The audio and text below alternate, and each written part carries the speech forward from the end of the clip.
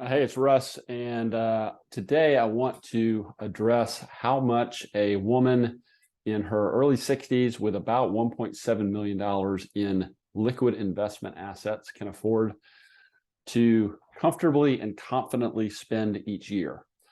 So this is the next installment in my ongoing Planning in Public video series where I've put together this hypothetical profile of a woman named Lillian Lifestyle. She's 61 years old. She is divorced and has some assets. She's working still, plans to work maybe another few years. But a question that comes up when a lot of people are first introduced to me or reach out to me via my website is wanting to know really the crux of it is they want to know, am I going to be okay? But to put a finer point on it, they really want to know how much can I afford to spend adjusted for inflation for the rest of my life once I retire? When can I afford to retire? What other considerations should I take into account? And those are some of the questions that I want to begin to address in this installment. Again, everyone's situation is going to be a little bit different, but hopefully this will give you some things to think about. So here on my screen, you can see Lillian's net worth statement. So this shows her assets and liabilities. She's got a brokerage account with about $680,000. She's got a 401k account at work worth about $166,000, and she has an IRA account worth about $868,000. So her total investment assets are worth $1.714 million. So if we jump over here to the actual analysis screen, and if you go back and look at some of my prior planning in public videos, this will probably make a lot more sense versus you just looking at this kind of in isolation. But here we see what happens if Lillian were to work until 66. If she were to spend $96,000 per year after taxes, leave no liquid estate. That's exclusive of a home or private property, life insurance, things like that. This is basically just saying of her $1.7 million or so, we don't want to specifically earmark any of those dollars to be left behind to go to her kids, to organizations, to other people that she may care about. My fees are in here, both my advisory fees as well as an average fee for the types of investments we're using in Lillian's portfolio. We've got a balanced investment strategy of about 60% in diversified stocks, and the rest is in fixed income, high quality fixed income and cash. We show her giving approximately $12,000 per year to her children, basically from the time she retires up until her age 80. You can see that kind of that superscript right here above this, where it says retirement to 80. We've got her spending $18,000 on a family trip every 3 years. So every third year, she's going to spend $18,000. Again, that's from her retirement until her age 80. And then from her retirement until the end of her life, which we're assuming she's going to live into her mid-90s, she's going to give approximately $7,500 per year to her church through her tithing program. She wants to also help educate a grandchild. So we've got that in here for 4 years of undergrad. She's anticipating some inheritance from her mother of about $400,000 to happen about 12 years from now. And between now and the time she retires, she's putting about 8% into her 401k. She's getting a 3% match. She's putting $5,000 a year into her IRA, and she's putting $500 a month or $6,000 a year into her taxable non-retirement brokerage or investment account. Finally, she is eligible for Social Security. We're assuming she'll start at her full retirement age, which is age 67. Well, she'll get about almost $34,000 a year. So in looking at these numbers, you might say, well, to answer the question, how much can a 61-year-old woman with about $1.7 million afford to spend per year in retirement? And based on this analysis, she can afford to spend $96,000 a year or about $8,000 a month. But as I mentioned at the top of this conversation, everyone's situation is going to be a little bit different. You might have more or less assets. You might want to work longer or shorter. You might have other priorities or other goals or other values that weigh into your decision-making process. And we can get a glimpse of that here if we expand this to look not just at her recommended plan, but also look at her ideal plan. So ideal, as a refresher, is these are aspirational goals. These are things that Lillian would do if she could afford to. This is almost, think of this almost in terms of suspending reality. These are kind of dream goals. So this is, in simple terms, this is retiring much sooner, spending a lot more, leaving a larger estate, spending more on her goals, taking a lot investment risk, which generally translates to less in stocks, spending more on her grandchild's education.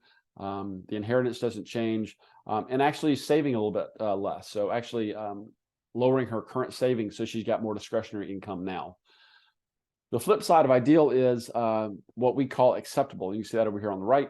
Acceptable is not what we would choose to do, but what we might be willing to do, what we might be okay living with if we needed to, if times were tough, if we're in a recession, if friends and family are waiting in line to get, at the soup kitchen, for example. I mean, things could get really bad. If Lillian were to tighten her belt, so to speak, what could she get by on? And in contrast to ideal, again, this is typically working longer, spending less, both in retirement spending as well as for other goals, leaving little to no liquid estate, less on college goals, and actually saving more. So increasing her savings to give her a little bit more comfort and confidence that she'll be okay in the future. These are just kind of ideal and acceptable, kind of bookends to what Lillian might love to do if she could, ideal, versus what she might be willing to do if the situation called for it, acceptable. My role as Lillian's advisor is to come up with a recommended plan here in the middle that gets her as close to her ideal as possible, while still having enough comfort and confidence that no matter what we may encounter in the future, we can make some small adjustments along the way to keep her plan on track. And you can see that manifest itself within these percentage numbers across the top. So her ideal plan shows 0% confidence, or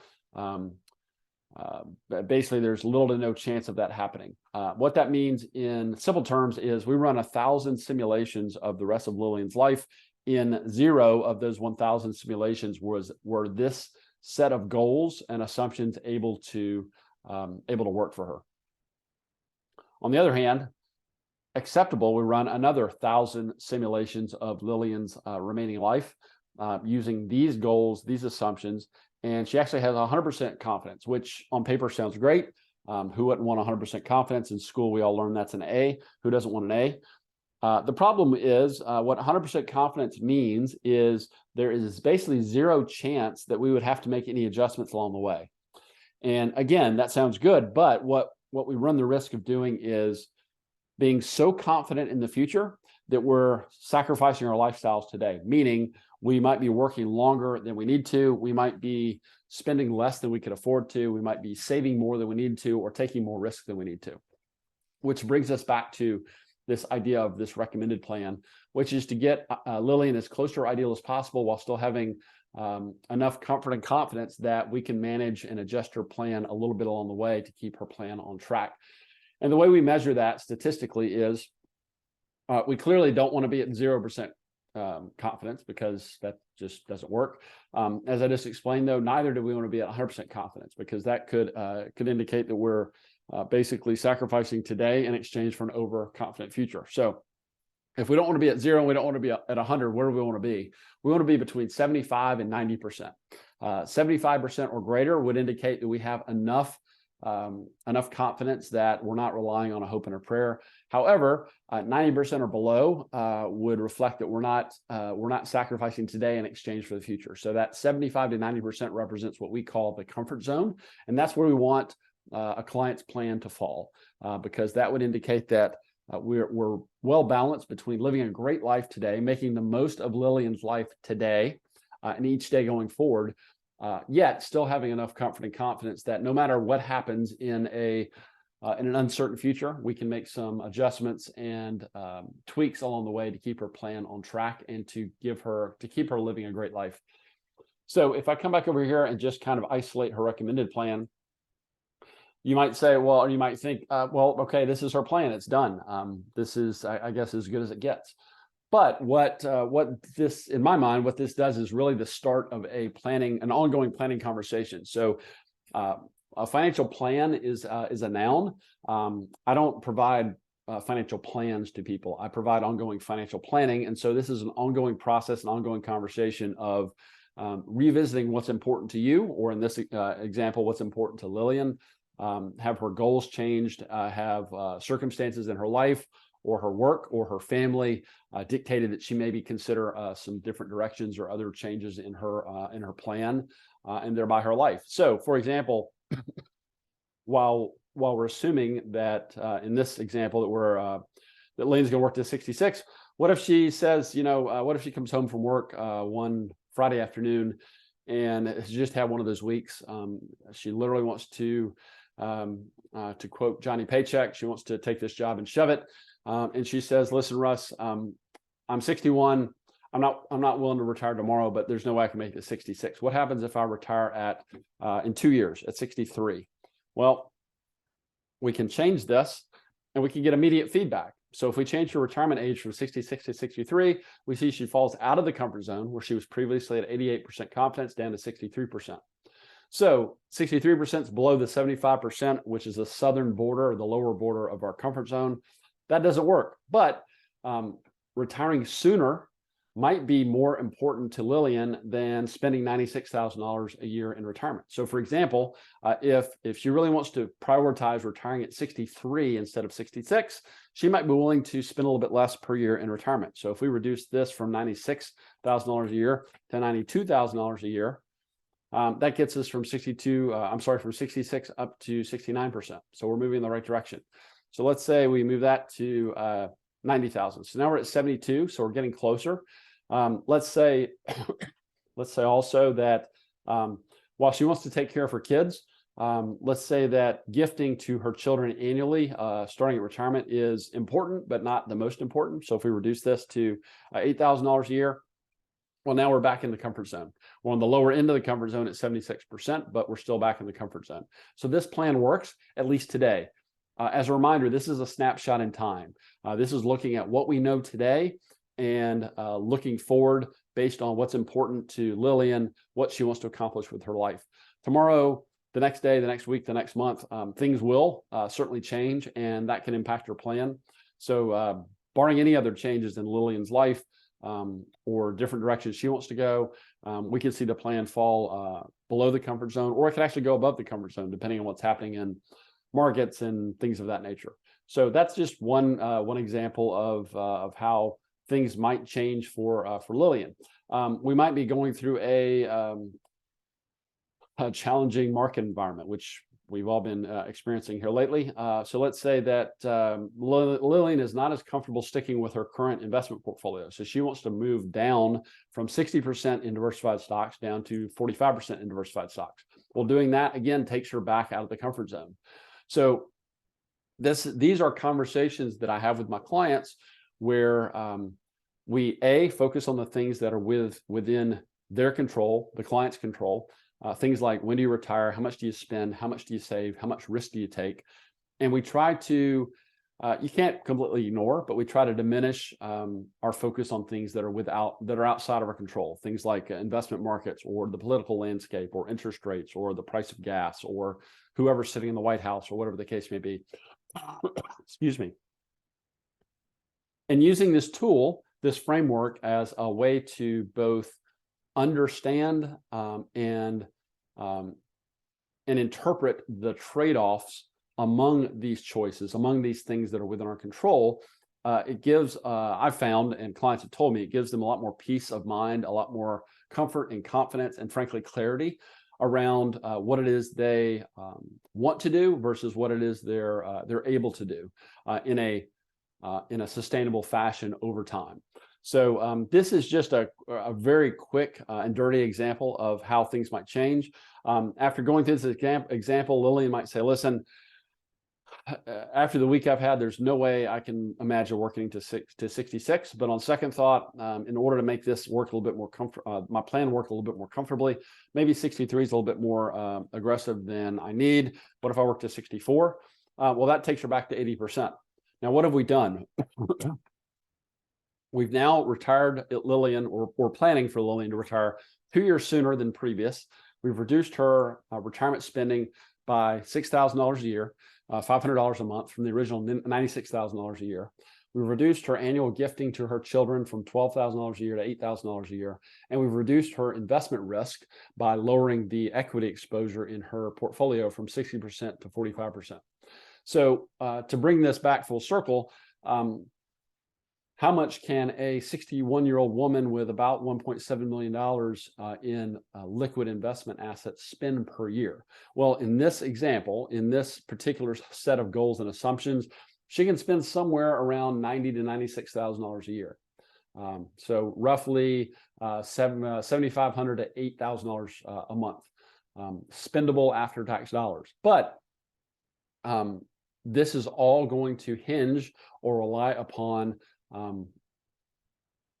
her particular plan, or in your case, in your particular plan, what your goals are. For you, it might be much more, you might love your job. You might want to work another 10 years. Well, if you want to work another 10 years, maybe that means you can lower your investment risk. That might mean you can save less. That might mean you can spend more on travel and do things now while you're healthy. But maybe you're not ready to give up that paycheck. On the other hand, maybe for you, retirement planning is not based on the calendar, but based on your wristwatch. How soon can I retire? I answer that question for clients regularly. Even clients like Lillian that plan to retire for work for another few years and don't plan to retire right now. I think it can still be helpful to give them a sense of where they are on the spectrum of financial independence, to know, can I retire now if I wanted to, even if I'm not ready to choose to do that. I can also use a tool like this to help clients evaluate maybe job offers or job opportunities. So maybe Lillian, or someone like Lillian, plans to work another few years, but maybe she's approached by a recruiter or a friend or another company that wants to hire her away. They're offering her maybe a signing bonus, a different compensation package, maybe it involves some stock options or restricted stock. We can create a what-if scenario. I can literally copy this and say, create a new scenario that says a new job offer. And I can plug in right next to her current recommended plan the specifics of a new job offer and say, to see the impact that it has on her plan, and does one give her more plan confidence than the other. And even if it does, that doesn't mean that it's a slam dunk and that Lillian should take the new job, but it just gives her a good point of reference with which to compare the new job offer versus her current situation. So how much can a woman like Lillian in her early 60s with about $1.7 million in investment assets spend per year? Well, I hate to say it, but it depends. It's going to depend on a lot of factors. It's going to depend on your goals, your priorities, your values. It's going to depend on your health. It's going to depend on your priorities among your goals. And some things are going to be more important to you, and they might be very different than the goals and priorities of someone else. So I'm not sure that I really answered the question, but I do hope that I've given you some things to think about in the context of this hypothetical Lillian lifestyle profile, as we use it to evaluate some of the choices and trade-offs that you or another client might want to think about or might face as they're moving towards their own retirement. So hope you found this helpful. Again, my name is Russ. I'm with Wealth Care for Women, and I look forward to catching up with you on the next installment.